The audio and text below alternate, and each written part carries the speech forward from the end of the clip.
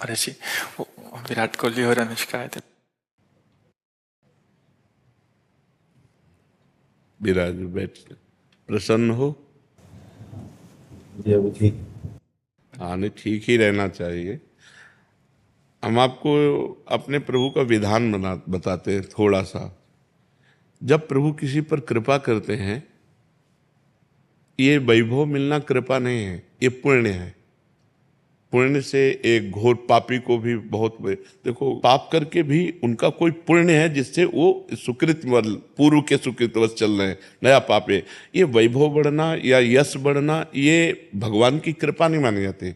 भगवान की कृपा मानी जाती है अंदर का चिंतन बदलना, जिससे आपके अनंत जन्मों के संस्कार भस्म होकर और अगला जो है वो बड़ा उत्तम होगा। अंदर के चिंतन से होता है, बाहर से कुछ नहीं होता। महत्व अंदर का चिंतन। अच्छा, अंदर का चिंतन हम लोगों का स्वभाव बन गया बहिर्मुखी। बहिर्मुखी मतलब बाहर, बाहर यश कीर्ति लाभ विजय, इससे हमको सुख मिलता है। अंदर से कोई मतलब नहीं रखता कोई, कोई विरला ही अंदर से। अब क्या होता है, भगवान जब कृपा करते हैं तो संत समागम देते हैं, फिर दूसरी जब कृपा होती तो विपरीतता देते हैं, और फिर अंदर से एक रास्ता देते हैं। ये मेरा रास्ता है, ये परम शांति का रास्ता है, ये शांति का रास्ता नहीं। भगवान वो रास्ता देते और जीव को अपने पास बुला लेते हैं। बिना प्रतिकूलता के संसार का राग नष्ट नहीं होता। किसी को भी वैराग्य होता है तो संसार की प्रतिकूलता देखकर वैराग्य होता है। सब कुछ हमारे अनुकूल है तो हम आनंदित होकर उसका भोग करते हैं। जब हमारे ऊपर प्रतिकूलता आती है तब ठेस पहुंचती है कि इतना झूठा संसार, तो अंदर से भगवान रास्ता देते हैं। ये सही है। भगवान बिना प्रतिकूलता के इस संसार को छुड़ाने का कोई भी औषधि नहीं रखी। आज तक जितने बड़े महापुरुष हुए हैं, जिनका जीवन बदला है, उनको प्रतिकूलता का दर्शन करके बदला है।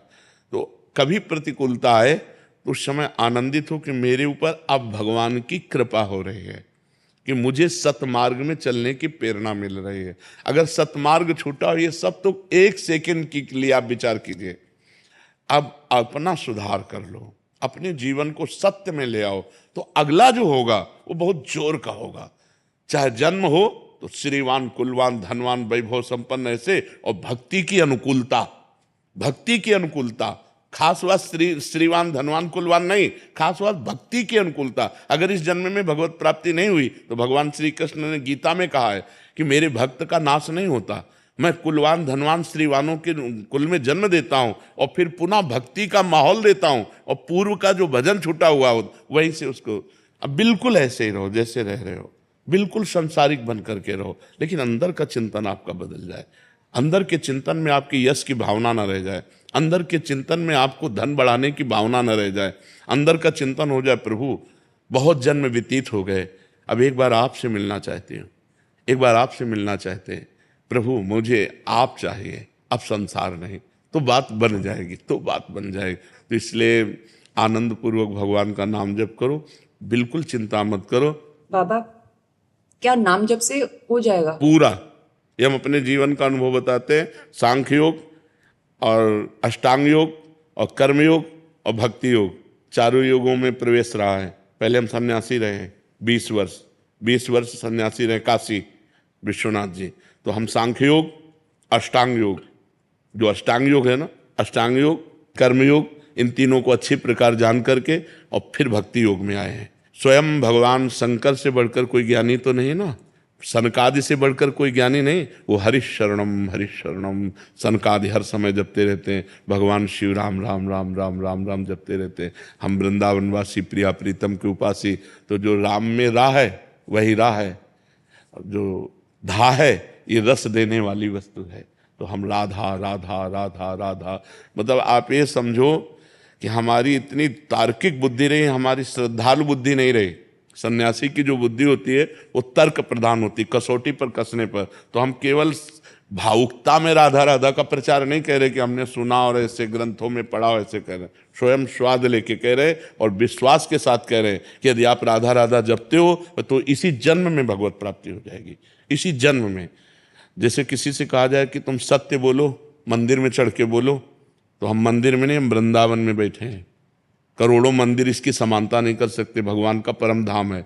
अगर राधा राधा नाम चल रहा है तो इसी जन्म में भगवत प्राप्ति हो जाएगी। हमारी आखिरी श्वास यदि राधा, तो मुझे श्री जी की प्राप्ति, भगवान की प्राप्ति हो जाएगी, इसमें कोई संशय नहीं। और किसी साधनों की कोई आवश्यकता नहीं। आप केवल अंदर ही अंदर चलाइए और लिखिए। देखो, हम जो कह रहे हैं उसको समझो। बहुत अधिक नाम जपने की हमें चेष्टा नहीं करनी, कम संख्या हो लेकिन मन लगा करके हो। जैसे हम, अब देखो, आप लिखो राधा, अपने दिमाग में लिखो, खुले नेत्रों लिखो या बाहर बाहर देखो, दिखाई दे रहा है राधा लिखा हुआ। वही कान में सुनो राधा, वही अंदर उठाओ राधा। ये तीनों का एकाकार हो जाए तो ये करोड़ों नाम जप के बराबर है। देखो, जैसे हम बोला राधा, ऐसे हम 1000 राधा नाम बोले तो हम बोला राधा, ये उपांशु है, इसे उपांशु कहते हैं। राधा राधा राधा राधा 1000 बार, ये उपांशु हुआ। अब ये ऐसे उपांशु हम 10,000 बार जप करें, अंदर देखते हुए बोले राधा, उपांशु 10,000 बार नाम जप करने का फल एक बार मानसिक में है। इतना बड़ा फल है ये। ऐसे राधा राधा राधा चल रहा है, नेत्रों से हम उसे देख रहे हैं, कानों से उसे सुन रहे हैं। आप देखना कि अगर मन भगेगा तो आप लिख नहीं पाओगे राधा नाम, अगर लिख रहे हो तो मन भगेगा नहीं। तो चाहे 10 बार लिखो, 100 बार लिखो, लेकिन एक अभ्यास बनाओ ऐसा कि कुछ समय शांति से स्नान आदि करके बैठ गए और राधा राधा लिख रहे हैं, उसी का चिंतन कर रहे हैं। इसे अपना जीवन बना लो, फिर आप परिणाम में खुद देख लेना। कोई घाटे का सौदा तो है नहीं। ठीक है, ये सखी को दे दे, ठाकुर शिव जी की है।